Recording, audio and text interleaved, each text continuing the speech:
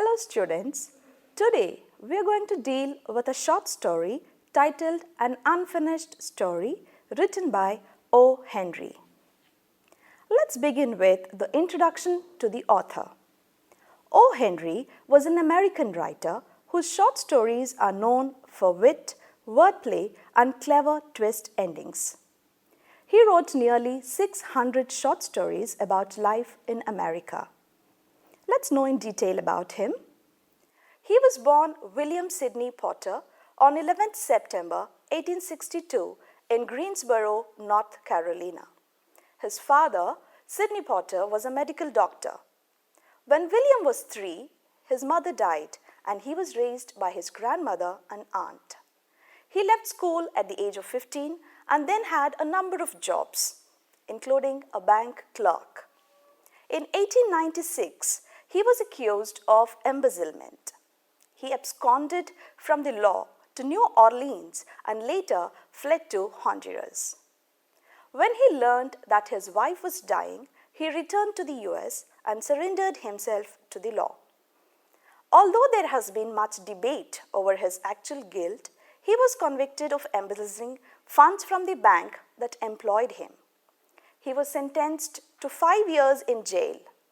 While in prison, he began writing short stories in order to support his young daughter, Margaret.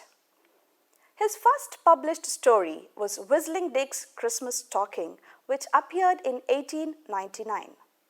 He used the pseudonym Oliver Henry only once and then later changed it to his pen name as O. Henry. He didn't want his readers to know that he was writing from a jail. He then published 12 stories while he was still in prison.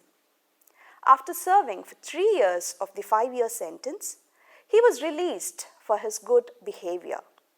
He moved to New York City in 1902 and wrote a story a week for the New York World and also for other publishers. His first collection of short stories was Cabbages and Kings, which appeared in 1904. The next collection, The 4 Million, which appeared in 1906, included his well-known short stories that he is very famous for, like The Gift of the Magi, The Skylight Room, The Green Door, etc.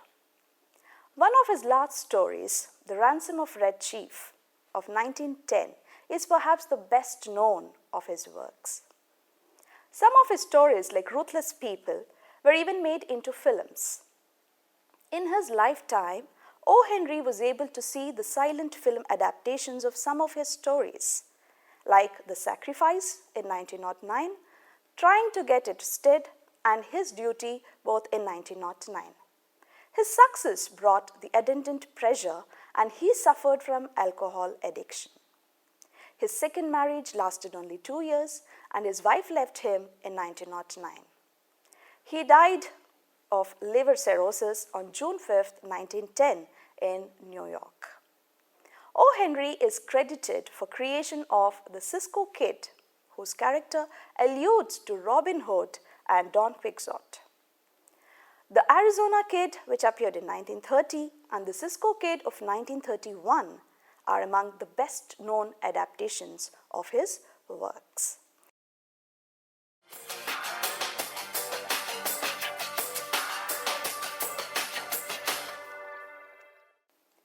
The main plot of Unfinished Story deals with the past events of the speaker.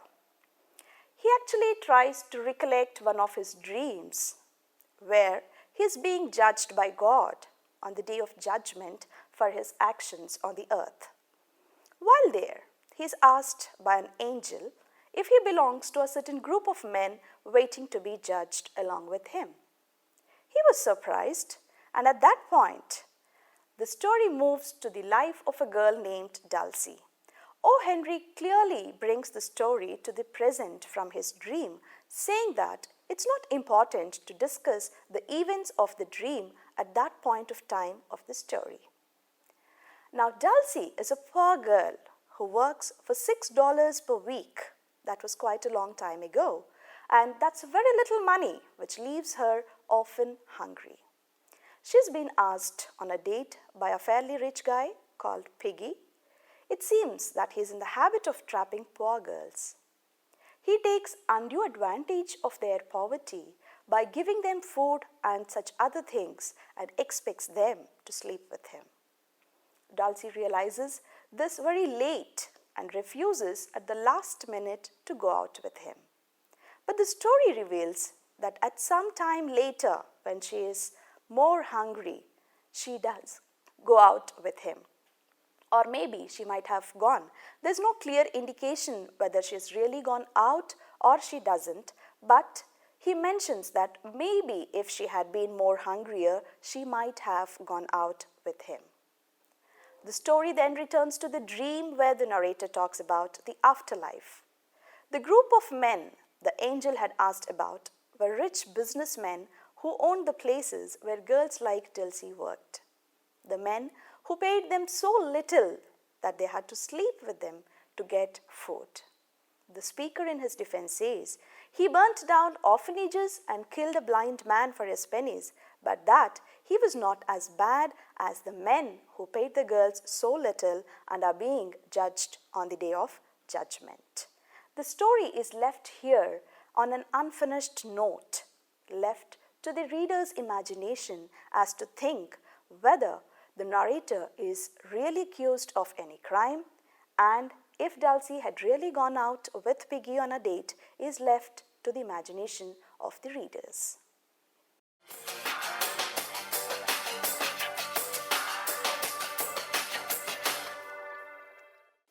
As we notice, the story is in the first person. The narrator tells us the story that he had a dream and what he saw in his dream, and later shifts the story to Dulcie. So Dulcie, being the main character of the story, is a sales girl who believes in pipe dreams, gallantry, and undefiled innocence, and who illustrates the impossibility of making old world values compatible with the pressures of the new consumer society. On her very low wages, as mentioned earlier, it's just $6 per week. She can hardly make both ends meet. Yet, the superfluous things that she purchases, for example, the licorice drops, pineapple fritters, imitation lace collar, etc., and her consumption habits, she mentions Coney Island, window shopping, expensive Sunday breakfasts, and generous tips to the waiters when she goes out for breakfast. All these make her a consumer of conspicuous waste and leisure. Despite being a victim of the labor market's blatant injustices, Dulcie's impulse to become an active consumer is stronger than the fulfillment of her most basic needs. She also takes raspberry jam, crackers, and tea. That is what make her dinner. And since buying has become a deep-rooted instinct, her story does not need any telling. Only too well does the reader know that she will be unable sooner or later to resist the temptation of an evening with Piggy, the corrupt businessman. That is how the character of Dulcie is portrayed in the story. Now moving on to another important character in the story, that is Piggy. Mr. Wiggins is a rich businessman who takes the lives of the employees in his firm for granted. He thinks they are at his service. He is another important character who is generally addressed as Piggy. His name is Mr. Wiggins, but people hardly know him by that name. The young girls who work for him hardly remember his original name, and they enjoy calling him as Piggy. Piggy has received a name that aptly describes his character. Moreover, O. Henry writes a brief paragraph that directly describes his nefarious activities. Piggy is a stalker. He hangs around establishments where underpaid girls are working. His practiced eye can detect at a glance and tell how long it has been since they enjoyed their last meal. And he takes advantage of this talent of his. Then he picks out someone who looks especially hungry and treats her to a hearty meal. His motives are not altruistic. Moreover, O. Henry describes him with the words, "He was fat, He had the soul of a rat, the habits of a bat, and the magnanimity of a cat. Though these words are used to show some alliteration that aptly describe the character of Mr. Wiggins, who is otherwise called Piggy. Now, after finishing this brief effective paragraph about Piggy, O. Henry contemptuously dismisses him and practically ignores him for the rest of the story, and he concentrates on how these rich men, they take undue advantage of the poor girls who work for them.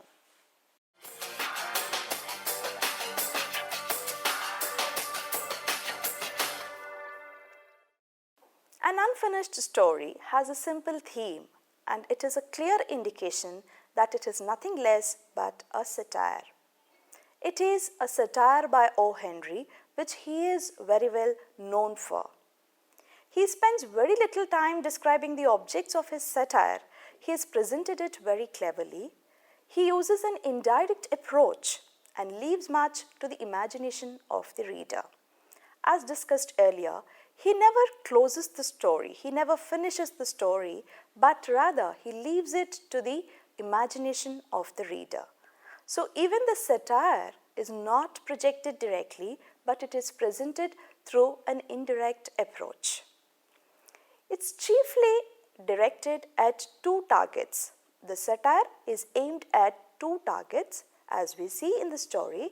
A man named Piggy, that is his nickname, his actual name was Mr. Wiggins, but he is nicknamed Piggy, and a class of businessmen who hire girls to work for them for a very less rate of $6 per week. Definitely this is a less amount, and they want to take undue advantage of their poverty.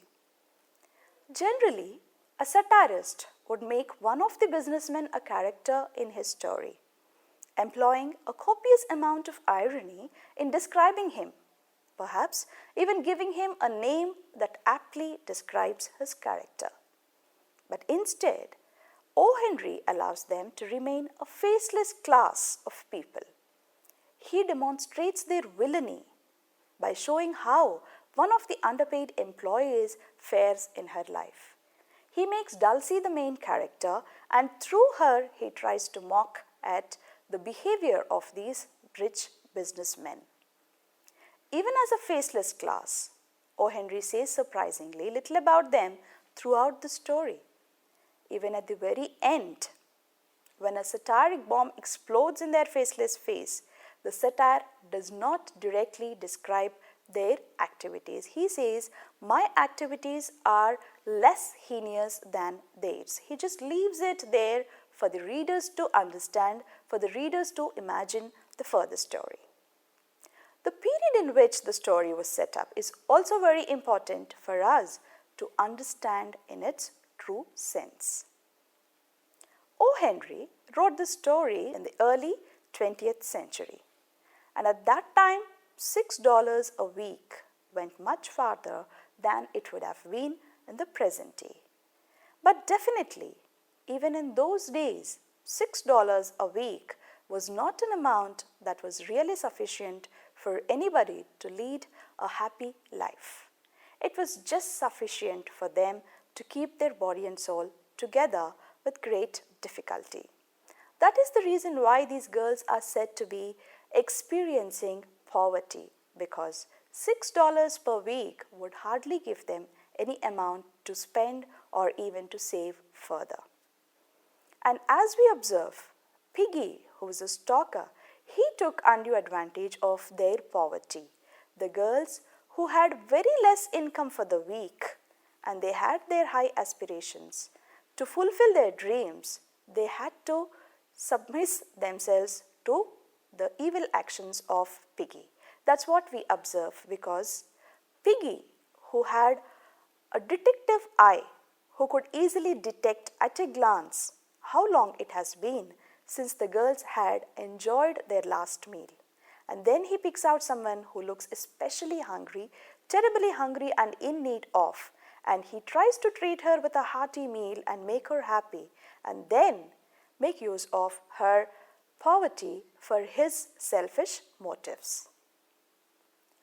O. Henry believed that when the girls decided to call him Piggy, they were heaping unnecessary denigration on the noble race of swine. This is a mockery, a satire which is presented in a subtle manner, where he says even the race of swine would feel as an insult if we called him Piggy. That means his character was even worse than a swine. The tone of satire is seen throughout the story and in presenting the characters. The very fact that he describes the character of Piggy as he was fat, he had the soul of a rat, the habits of a bat, and the magnanimity of a cat, these tell us that he had these features. He tries to present Piggy's character, comparing him with all kinds of animals. While O. Henry does not finish the story, he puts some finishing touches on the businessmen who hire girls for a less amount, like $6 per week. O. Henry tells us that one night he had a dream. So this all happened in the dream, and he had died, and he and others were about to appear in the celestial court for judgment.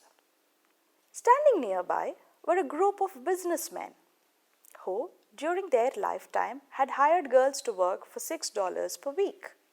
They were also being judged along with the narrator. A celestial policeman approached O. Henry and asked him if he also belonged to the same group of businessmen. O. Henry was surprised. He was taken aback and he asks. He protested that his activities were more innocent than theirs. He reveals that he does not belong to the group, nor is he willing to associate himself with the group. And he also says in his defense that the only thing which he had been guilty was just setting fire to an orphanage and murdering a blind man for his pennies. So he tries to say that his crime, his offense, was nothing when compared to the offense of the other people in the group, that is, the rich businessmen whom he is being associated with.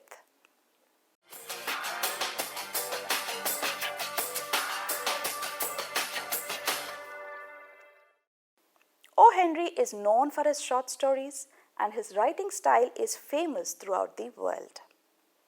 He began writing stories, as we discussed in the introduction, while he was in prison. And he quickly fine-tuned his skills behind the bars and developed into an excellent storyteller. Born as William Sidney Potter, he produced 270 short stories under the pseudonym O. Henry. His stories are superbly outstanding, and there is a remarkable style in his writings. An unfinished story, our present short story, is no exception to these features of O. Henry's style of writing. Anybody who reads O. Henry's stories can easily identify his style of writing. Firstly, his brilliant use of language.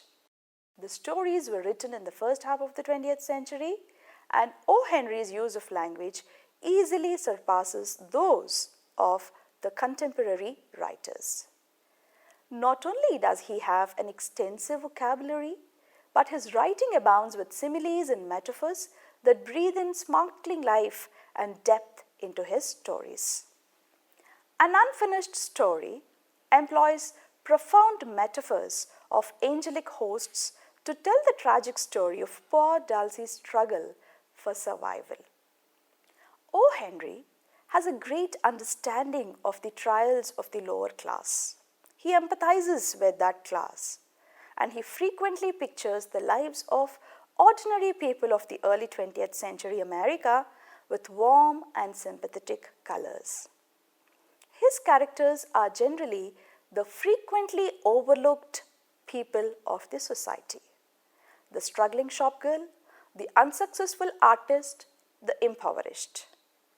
Admittedly, some of his images can be hard to comprehend for modern readers, and the distance that the time has placed between us and O. Henry's beloved New York means that some of his verbal pictures will be hardly able to understand and identify with for the present readers. But his genuine sympathy that he has for the oppressed cannot be missed. We can still understand, comprehend, and empathize with those characters even today.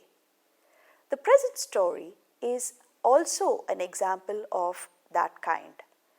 This is reflected towards the end of the story when the narrator says that the crime is not very big when compared to those committed by the corrupt businessmen. That's how he tries to bring that what he has done was much less when compared to those committed by the businessmen. Thirdly, he is known for his warm humor. O. Henry has an uncanny ability to portray the mundane and the ordinary in the most elevated language. Frequently, he puts two characters together in a remarkable way so that one outshines and complements the other. And on other occasions, he crafts the most ingenious and humorous schemes for outwitting others. The humor aspect in the story is when he says that it would be humiliating the swine if Mr. Wiggins was called Piggy. Fourthly, and most importantly, his ironic twist. One of the distinctive characteristics of O. Henry's short stories is the ironic twist at the end, which never fails to surprise and entertain, sometimes reversing the entire storyline in a concluding one-liner. That is what is O. Henry's stories are known for, the twist towards the end. O. Henry's suspense and trademark ironic twist ensures that readers who have a good literary taste in short stories will not be disappointed. Though there is no significant twist towards the end in the present story, the story is left unfinished to the imagination of the reader, which is not generally done in any short story. There is a conclusion to the story, whereas here it is left to the imagination of the reader. He suggests that Dulcie might have gone out with Piggy at some other time in future. Maybe she was more hungry, and at that time of being hungrier, she might have gone out. But it's not clearly indicated whether she has really gone out with Piggy or she could resist going out with him forever.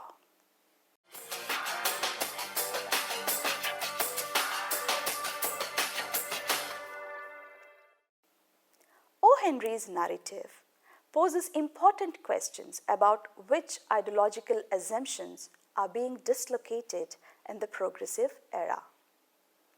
In a world where long-standing principles are being put to the test, to yield to new patterns of conduct and changing identities, the most visible symptom of this disruption of values is the disbelief in a pre-established set of rules. While O. Henry does not finish the story, he puts some finishing touches on the businessmen who hire girls for $6 a week. He tells us that in the dream he had seen on the day of judgment, the celestial cop, the policeman, asking him if he belonged to the group. Now, interestingly, there is another character, General Kitchener, who is not actually a character, but he is a man in the photo frame. Dulcie talks to the photo frame often because it is placed just under her mirror stand, and she personifies the photo frame. She talks to him as if he is there alive, standing in front of her and talking to her. Though it is just a photograph in the frame, she personifies, she tries to talk to him, she even offers him, while eating, the raspberry jam and crackers for dinner. And she also reveals that it is because of him, the look that he gave at her stopped her from going. So O. Henry, towards the end, leaves the story saying that maybe when General Kitchener was not strong enough to stop Dulcie from going, she might have gone. So this character of General Kitchener, who is not present in the story as a real character, but influences the character of Dulcie through his presence in the photo frame is also important for us to understand the mindset of Dulcie, how it works. It is her inner voice that speaks, but to say that it is her inner voice, she presents it in the form of a character which is in the photo frame. She also imagines that if General Kitchener were alive here and would sometime come to her, she would have been very happy. But at the same time, she also realizes that since he is not here, it's not right on her part to imagine him to come. And she realizes the truth that he's just a photograph in a photo frame and she can never expect him to come for her. That is how O. Henry tries to present the situations, the social setup of the 20th century New York, and he also tries to mock at the corrupt businessmen during that period, and he empathizes with the little girl Dulcie, who had worked for $6 a week, and to overcome her poverty, she tried to resist her outing with Piggy, but at the same time might have gone out at some other time. The story is left unfinished, as the title aptly suggests, an unfinished story. So it is left to the reader to decide that his acts were not as heinous as those of others in the group, and thus the story is left unfinished, as the title aptly suggests, an unfinished story. So the story is left unfinished. Hope you enjoyed the session. Thank you.